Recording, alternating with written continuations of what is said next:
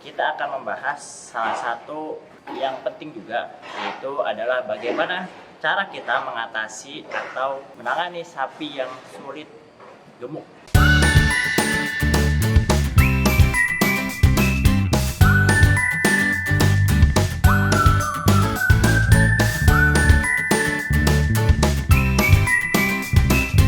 Assalamualaikum Sobat Juragan semuanya. Sekarang saya lagi ada di kandang sapi milik kandang Juragan.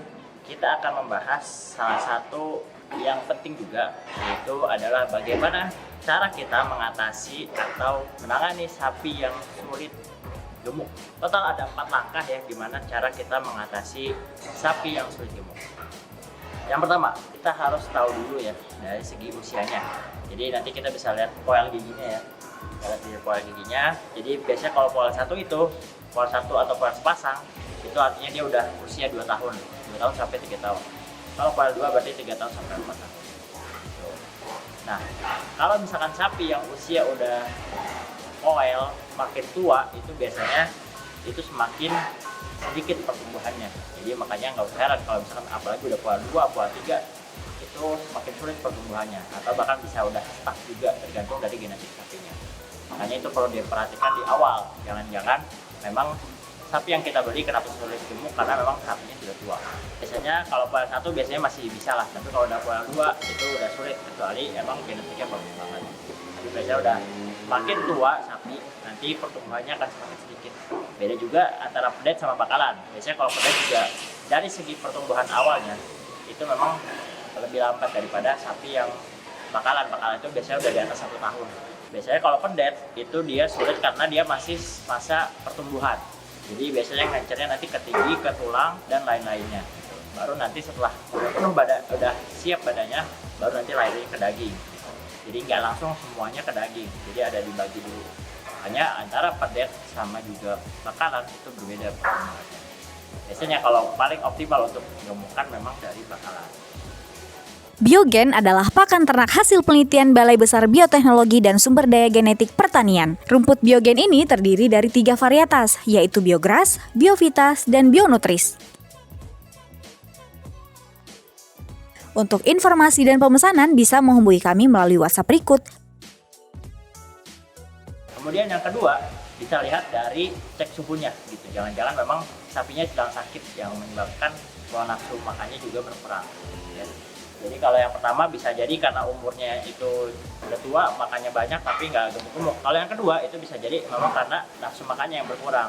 Biasanya bisa dilihat dari penyebabnya, salah satunya adalah dari kalau dia lagi sakit, bisa dilihat dari suhu tubuhnya. Biasanya kalau maksimal itu 38,5. Jadi kalau udah 39 itu udah waspada, kalau 40 itu udah panas. Jadi nanti bisa disuntik pakai obat pereda panas dan vitamin ya untuk mengembalikan kesehatan tubuhnya, dan juga nanti menambah nafsu makannya dengan vitamin seperti itu.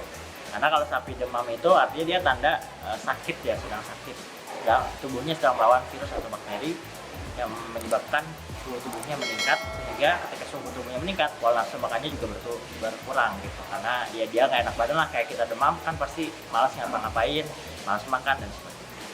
Nah, tips yang ketiga, bisa diberikan obat cacing ya. Jadi kalau SOP-nya biasanya ketika sapi baru datang itu kita kasih obat cacing dari awal, obat cacing dan juga vitamin untuk pertama mengembalikan kondisi tubuhnya melalui vitamin, kemudian obat cacing itu untuk menghilangkan parasit-parasit yang ada di dalam tubuhnya. Gitu. Karena kita nggak tahu itu sapinya dari mana.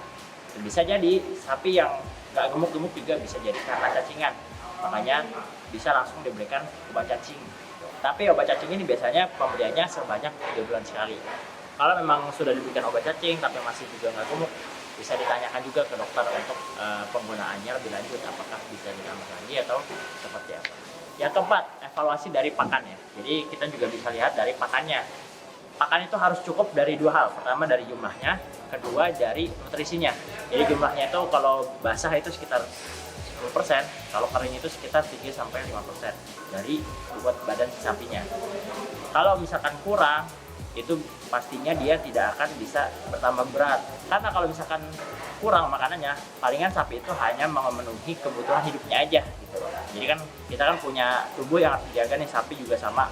Nah itu kalau misalkan kurang, misalkan proteinnya cuma 8%, oh itu berarti dia cuma memenuhi kebutuhan hidupnya aja, nggak bisa lebih dari itu. Kalau mau gemuk biasanya angka 12-13% lah, itu protein dari keseluruhan pakannya gitu misalkan. Kemudian juga jumlahnya cukup tadi ya 3% atau sampai 5% tergantung dari kekeringan bahannya. Kalau yang basah bahkan sampai 10% dari bobot badannya gitu. Jadi nanti silakan dievaluasi pakannya apakah sudah cukup jumlahnya dan juga sudah cukup nutrisinya, bisa dihitung ya nanti seperti itu. Dan yang terakhir, kalau memang nggak gemuk-gemuk juga, sudah dicek semuanya dan itu aman, ya bisa jadi karena memang sapinya faktornya kurang bagus ya. Jadi memang ada juga sapi-sapi yang secara kelihatan dari luar bagus, kita sudah pilih, tapi secara genetiknya sebenarnya memang dia nggak bagus gitu.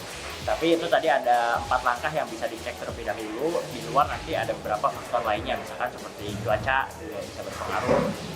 Misalkan cuacanya dingin, biasanya kalau sudah ditemukan di cuaca dingin itu kurang bagus secara pertumbuhan.